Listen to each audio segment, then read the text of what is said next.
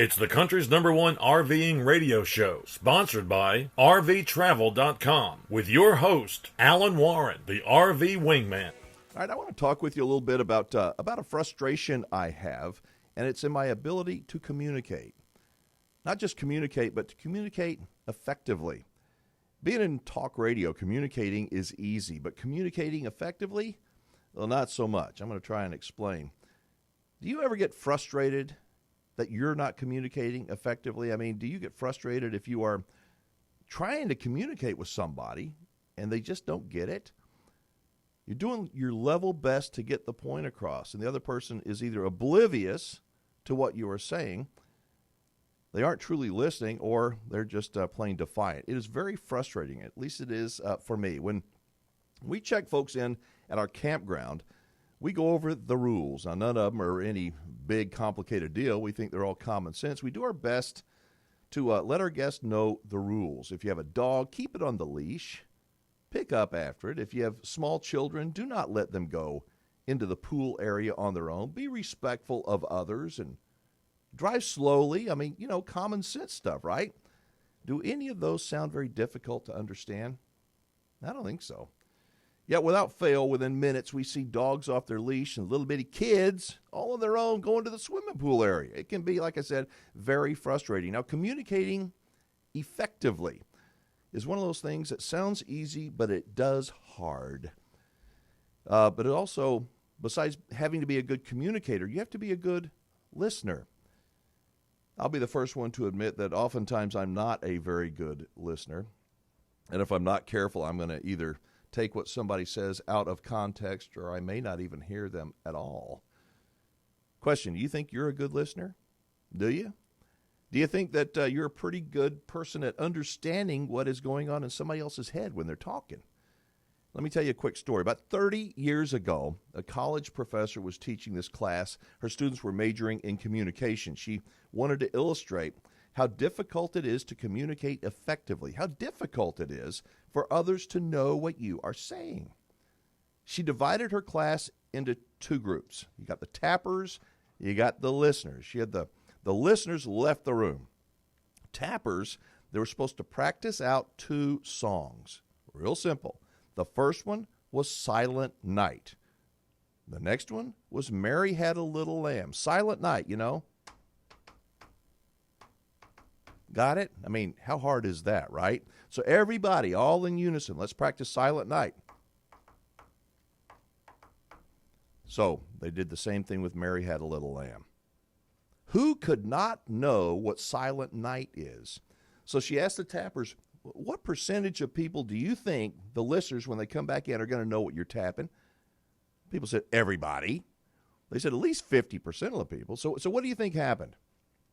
The professor brought the listeners back in, but she told the tappers, don't say anything. Don't say nothing. If you, as a listener, know what they are tapping, raise your hand. So the tappers began. The first tap. Almost nobody raised their hand. Seriously. Okay, tappers, do your job again. And they did it this time. They did it even harder, and a couple of hands raised up. That's about it. I mean, the people that were tapping got frustrated, and the people that were listening got frustrated, and almost nobody was getting what the other person was saying. So on to the next one. Mary Had a Little Lamb. Who doesn't know? I mean, come on. Same thing.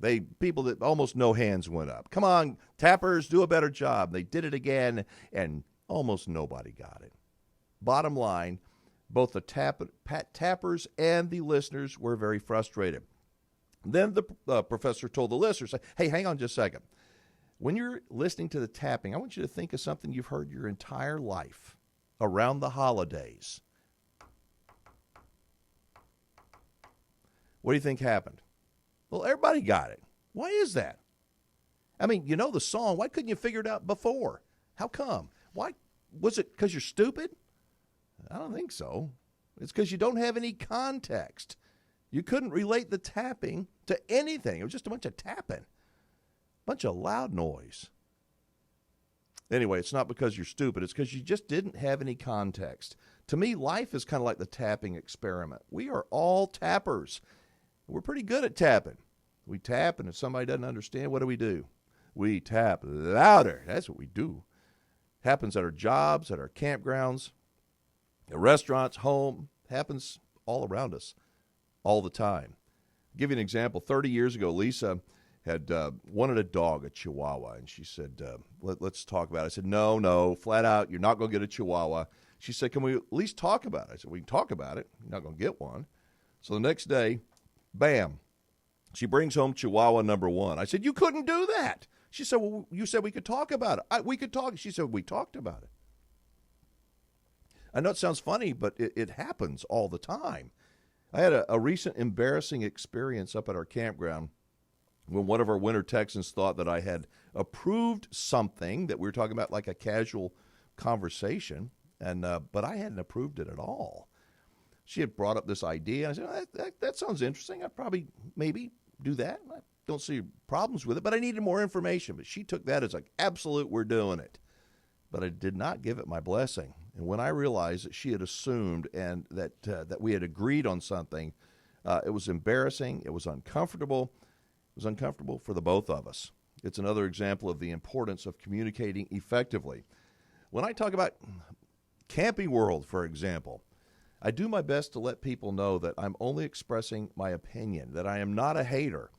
I am disturbed, though, by many of the things that I hear from their employees and customers and so forth. But still, some people think that I'm trashing them with every breath and that I am a hater.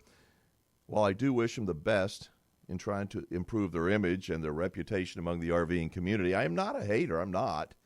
When it comes to you as an RVer or a prospective future RVer, I believe it's critical that you are not only a good and effective tapper, but you're also a good and effective listener. Years ago at a family Christmas party, one of my relatives, this young kid, he said, I'm going to get me a new car. And I'm going, man, he doesn't have very much money. I said, you know what? You may want to think about, new cars are nice. They are. They smell good, feel good. Oh, they're nice, but they're expensive. You may want to think about getting a used car.